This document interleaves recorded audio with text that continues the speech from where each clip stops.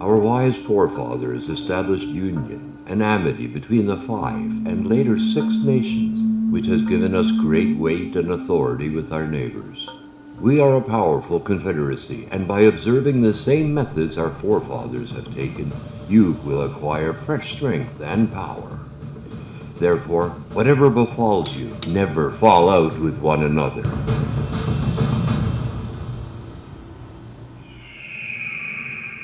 An eagle soaring overhead watched that none of the 6 nations broke the peace.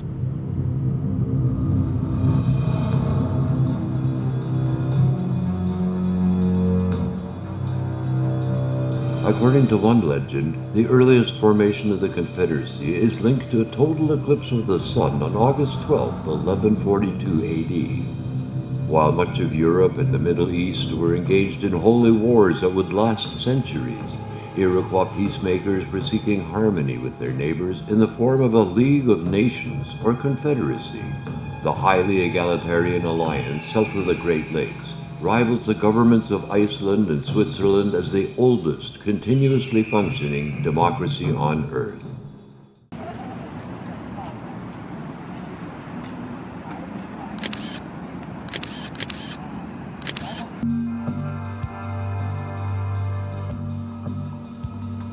Many centuries later, their ways would be challenged when the Europeans began to arrive on the shores of the New World.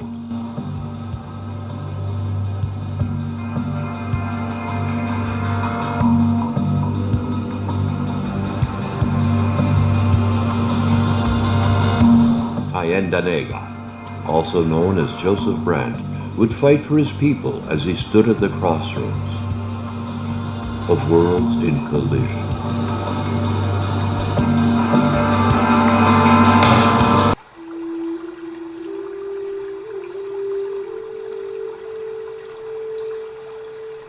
Thayendanegea was born near what is now the Muskingum River of Ohio during a hunting expedition in the spring of 1742. Without formal records, details of his beginnings remain murky. What is clear is that Brant's father died shortly after he was born. His mother remarried a Mohawk man and raised her family in the scenic Mohawk Valley. Thayendanegea is a Mohawk name meaning one who binds two together for strength. The family or clan is the basic unit of the Iroquois society. Each person has an orenda or soul. A single orenda is weak, but unified at fireside can become strong and capable of virtue. The Mohawks form part of the Confederacy, along with the Onondaga, Oneida, Cayuga, and Seneca, the original 5 nations. The Tuscarora joined in 1722 to become the 6 nations, or Haudenosaunee, people of the Longhouse.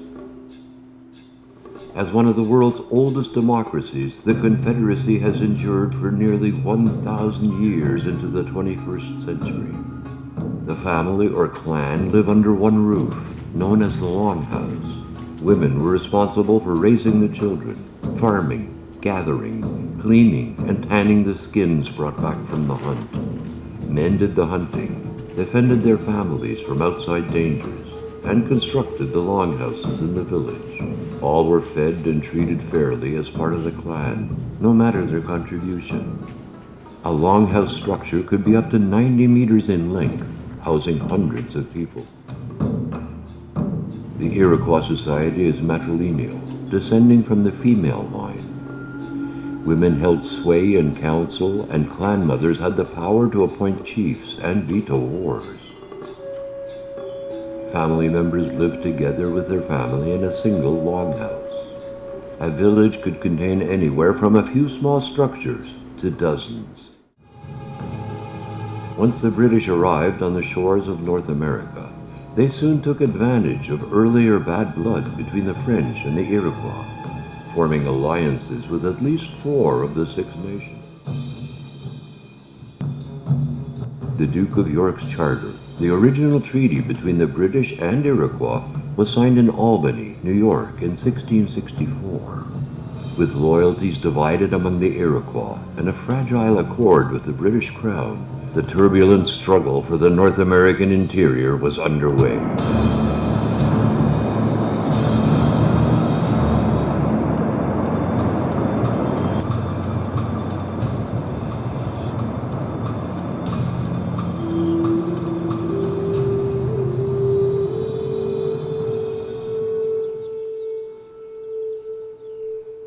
An important influence in Brant's young life was a prominent British naval officer named Sir William Johnson. Johnson developed strong bonds with the Mohawk people and became a trusted companion to Molly Brant, Joseph's half-sister. They would eventually marry and raise 8 children together. Molly was the matron of Johnson Hall, where young Joseph would become a natural part of the household. The family held large peace gatherings at the Grand Home until Johnson's death in 1774. Johnson saw potential in the young Mohawk boy and soon took him under his wing. At only 13 years of age, Brant accompanied Johnson into battle when the 7 Years' War broke out with the French at Lake George in 1755. Brant would later tell his sister Molly about the terrors of battle. To steady my nerves, I had to cling onto a sapling to summon courage. However, Brant learned quickly. He soon developed skills and strategies that made him a warrior to be feared by his enemy. He once confessed, although he enjoyed the music of the harpsichord, the sound of the drums and trumpet made his heart quicken. Over the years, Brant and Johnson would fight together in numerous campaigns, including Fort Oswego, Miami, Pitt, and Detroit. Finally, a turning point came when Brant hit his stride during an intense battle at Fort Niagara in 1759. The British prevailed, and the fort was secured with all provisions and military supplies intact. The loss to the French and their lifeline to Louisiana was severed.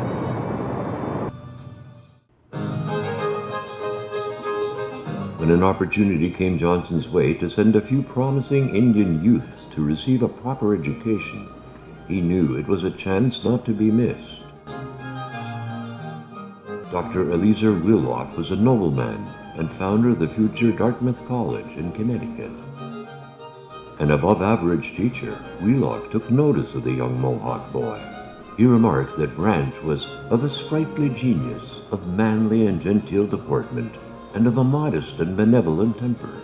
Brant's studies included English, mathematics, Latin, and Greek, with a little practical instruction in agriculture.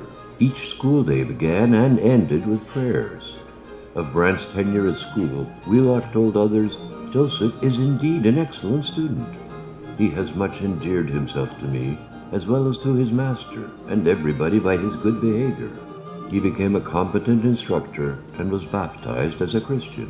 Brant would later assist Reverend John Ogilvie in revising, extending, and reprinting the Mohawk Prayer Book.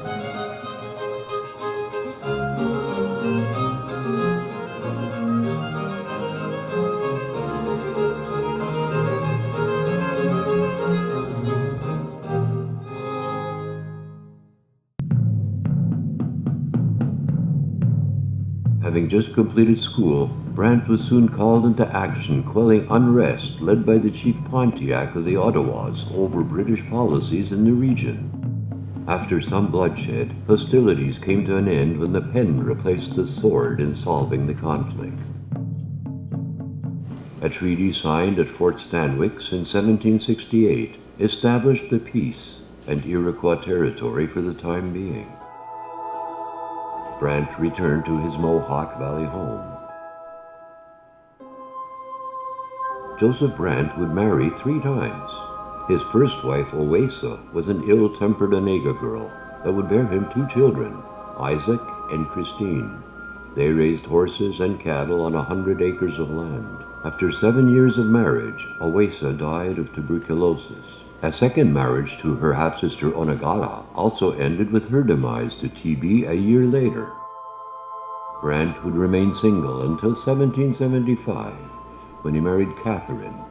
a Mohawk woman that would bear him 8 children. Although more ill-tempered than Owaissa, Catherine and Joseph could not resist one another.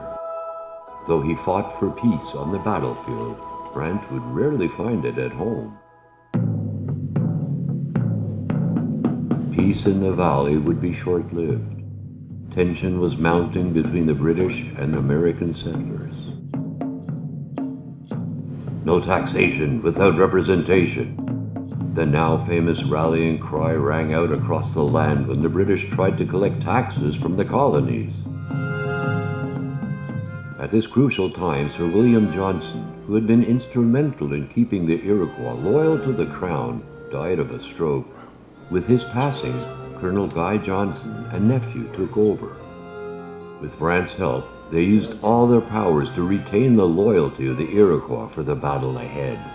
The American colonists blundered when they sent minor officials of the Continental Congress to convince the Iroquois to change sides.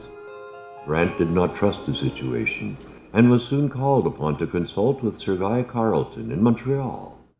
It was arranged that Brant would travel with Colonel Guy Johnson to London, England, to secure loyalty with the British Crown. It was 1775, and Brant, already a captain with the British military, was now traveling to London as an ambassador for his people. The British rolled out the royal red carpet for Brant and his entourage in a scene that echoed an earlier time. In 1710, the 4 Indian kings from the New World had come to London seeking Queen Anne's support in their conflict with the French. A descendant from one of the 4 kings, Brant now traveled in the footsteps of his ancestors as they moved through the crowded streets of London.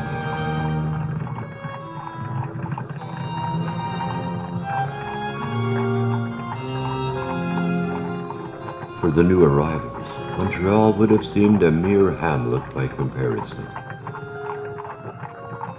They were driven to St. James Palace by state coach, where a formal audience with King George III and his wife, Queen Charlotte, had been arranged. Brant was escorted into a luxuriant throne room, where the king and his family were attired in rich robes of silk and velvet. Brant saw Guy Johnson kneel to kiss the hand of the king. When his turn came, Brant pushed the king's hand aside, declaring that he kissed the hand of no man. After a hush came over the assembled, he wisely added that he would gladly kiss the hand of the queen. He returned home from the royal visit reassured that the crown would honor the Iroquois losses, while confirming to the king their continued support. Brant became disappointed when he learned that his teacher, Dr. Wheelock, had joined the rebel cause.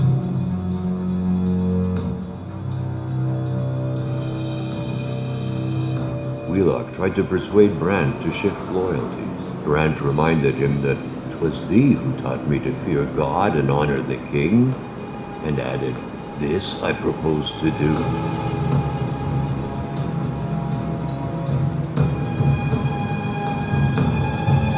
The Mohawk Valley erupted into war.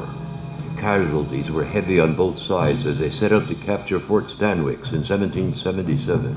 Brant led the Iroquois forces accompanied by Loyalist and British regiments, including Colonel Johnson's Royal Greens and Colonel Butler and his famous Rangers. The tenacity of the American forces meant that the war was going to be long and bloody. Neighbors found themselves pitted one against the other. Raids took place on the German flats in the Mohawk Valley and in the Susquehanna region of Pennsylvania. Settlers were killed, cattle driven away, and crops burned. Brant knew that war meant extreme violence, but was against needless bloodshed and cruelty. "I do not make war on women and children," Joseph Brant. The Confederation was divided as to where their loyalties lay, and fought on both sides of the conflict. The Mohawks, Senecas, and Cayugas supported the British, while the Oneidas, some Onondagas, and Tuscaroras sided with the Americans.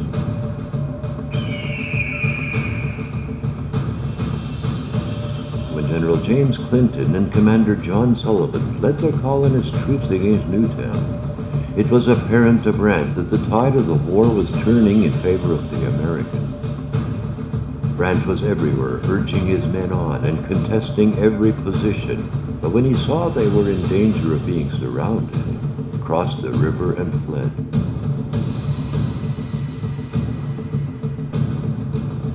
At General Washington's command, Sullivan swept his troops through 41 Iroquois towns, destroying all within his path. The devastation forced thousands of homeless Iroquois to seek refuge at Fort Niagara. To add to their misery, the winter of 1779-80 was one of the worst on record. Starvation and sickness meant more loss of life for the Indians and their allies. Brant could now see the futility of the battles they fought and that the king's men were no longer invincible. He witnessed the destruction of his own home and knew the writing was on the wall. The surrender of Lord Cornwallis, the British commander at Yorktown, on October 19, 1781, brought the Revolutionary War to an end. American independence was now assured and made official with the Treaty of Paris on September 3, 1783.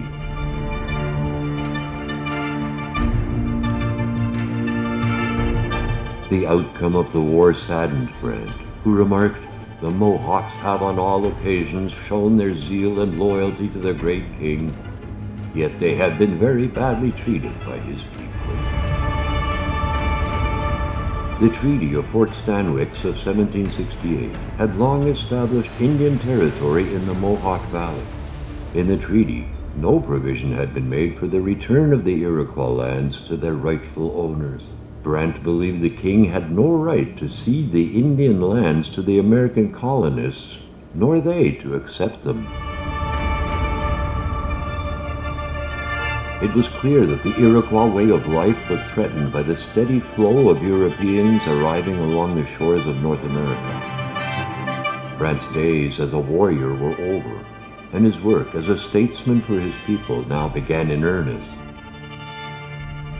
When he arrived at Governor Haldimand's Quebec headquarters to address these issues, the officer on duty at first declined his request. Resplendent in his silver epaulettes and eagle-feathered headdress, he stood up to his full 6-foot height and announced that he was Iroquois Chief Joseph Brant. He was ushered in immediately. After hearing him out fully on these matters, Haldimand asked Brant to consider settling his people in Upper Canada by the Bay of Quinte near Belleville. Unable to return to their lands south of the Great Lakes, Brant took this offer back to his people. A group of Mohawks, led by Brant's cousin John Deseronto, selected the Bay of Quinte. While Deseronto and others opted for the site, most followed Brant to the Grand River Valley. It was strategic as a barrier against an American invasion should hostilities resume, and aided the fur trade to the southwest. On October 25, 1784, Haldimand, with the king's blessing, signed a formal deal ceding land on both sides of the Grand River, 6 miles wide from Rome as the source to the mouth of Lake Erie, which they and their posterity are to enjoy forever. The newly appointed governor, John Graves Simcoe, and Lady Simcoe paid a visit to Brant on the Grand River. While Simcoe was friendly, he was also suspicious that Brant was trying to create an independent Iroquois nation. By 1784-85, more than 1,500 Six Nations people had moved into the new settlement at Brant's Ford. However, as his land policies came under increasing attack from both sides, Brant attempted further negotiations in both Britain and the U.S. to improve conditions for his people. Among the Indians, there are but 2 roads to greatness. One is the warpath, and the other, the council. The council road is the most famous because fewest are able to travel on it. Once again, Thayendanegea sought to forge the Six Nations and the Western Indians into a great pan-tribal confederacy. This he felt was needed to help protect native interests on the rapidly changing Anglo-American frontier. An Indian Council circle at Fort Sandusky in 1783 sought to repair the rift among the Indian nations brought about by the Revolutionary War. Thayendanegea held a special place of honor among the chiefs of the Wyandot, Delaware, Shawnee, Cherokee, Ojibwa, Ottawa, Miami, and Mingo nations. Here, Brant presented his grand vision to the council. We, the chief warriors of the 6 nations, with this belt bind your hearts and minds with ours. Let there be peace or war, it shall never disunite us, for our interests are alike.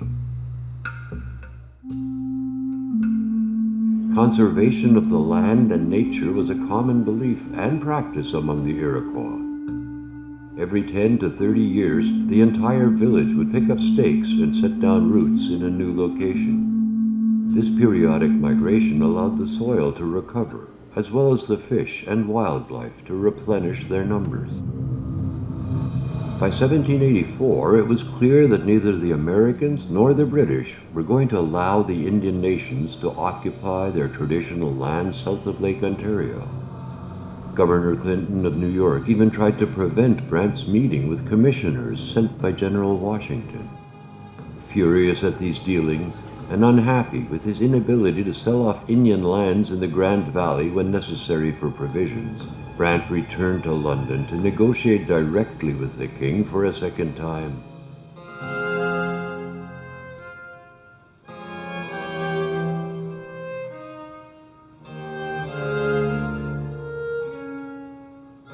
Once again, Brant had the king's ear and was given a royal reception by the leading figures of London's inner circle.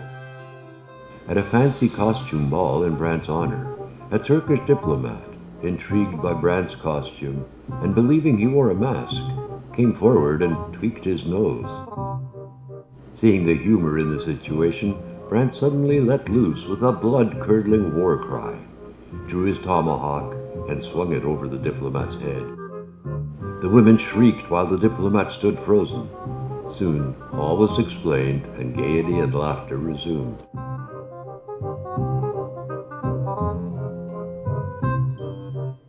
With the king's promise of compensation, Brant returned to the Grand Valley in 1786, only to find that unity among members of the Indian Confederacy had failed. To avoid another Indian uprising like Pontiac's Revenge, Brant received a special invitation to meet with President George Washington in Philadelphia on June 20th, 1792. I was offered 1,000 guineas, and to have the pension I received from Great Britain doubled merely on condition that I would use my endeavors to bring about a peace. But this I rejected. The Americans increased their bribe, but all they got from Brant was a promise to do what he could. Brant and the other peacemakers, however, could not get the embattled members of the Confederacy to agree on terms. The European conquest of the Americas was an event unparalleled in human history. Spain came for the silver and gold. The French sought the fur trade, while Great Britain was expanding her empire. The sad irony, long after the dust had settled, is that the U.S. Congress in 1988 passed a bill stating, "The union of the original 13 U.S. colonies into one republic was influenced by the political system developed by the Iroquois Confederacy." In his speech of 1744, Canazatego used a metaphor that many arrows cannot be broken as easily as one, which inspired the bundle of 13 arrows held by the eagle in the Great Seal of the United States. Joseph Brant returned to the Grand Valley in Upper Canada, demoralized as his dream of an all-Indian confederacy was dashed.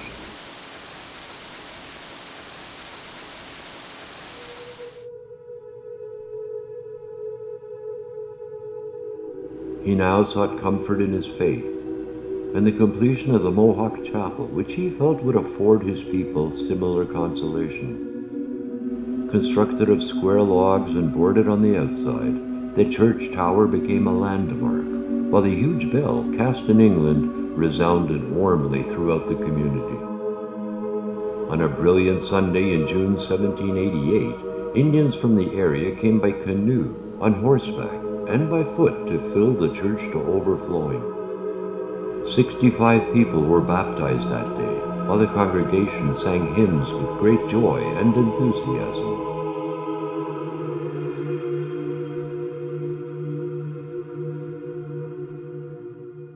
By 1782, King George III had awarded a Loyalist land grant to Brant for his support of the British during the American Revolutionary War and more. The 3,450-acre parcel of land at the head of the lake, known as Captain Brant's Tract, was the amount he was able to pace around from sunrise to sunset. It later became known as Wellington Square, and today is the city of Burlington, Ontario.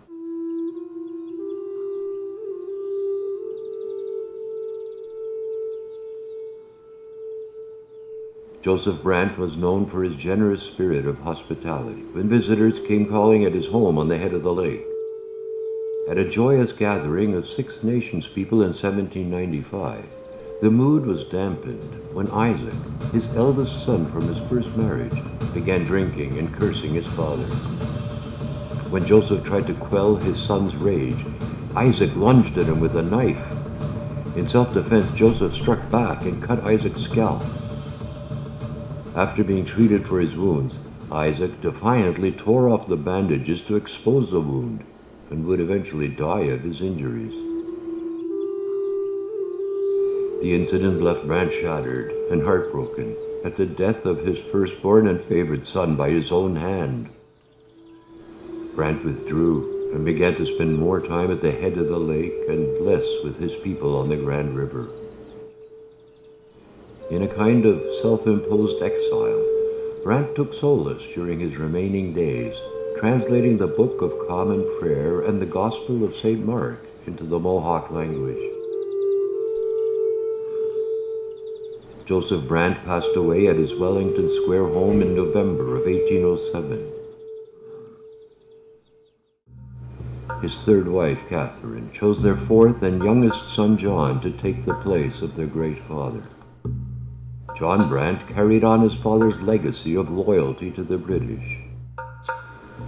He fought in all the major battles during the War of 1812, and when the war ended, lived in his father's home at the head of the lake. In 1827, John Brant was appointed superintendent of the Six Nations, and years later would return as a member of the provincial parliament. A Mohawk legend tells the story of a young boy who dreamt that one day he would wear the magic moccasins and lead his people. Joseph Brant was that young boy. While his place in history as warrior chief is well documented, it will be his efforts as a statesman that will endure. After all my experience, and after every exertion to divest myself of prejudice, I am obliged to give my opinion in favor of my own people. Joseph Brant.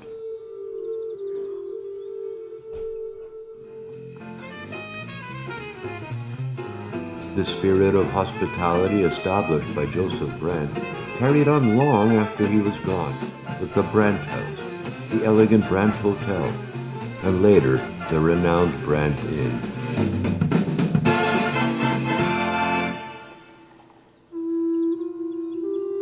The poorest to the most distinguished were welcomed guests at Brant's home. At a time when the simple log cabin was the most common form of abode, a visitor would have been impressed. The spacious entranceway and parlor were carpeted throughout, and furnished with mahogany tables and fashionable chairs acquired on trips to Europe. For overnight guests, breakfast was served by an Indian woman wearing a man's hat. The morning feast consisted of smoked beef, ham, eggs, broiled chickens, hot rolls with butter in ice coolers, tea and coffee, all served in style.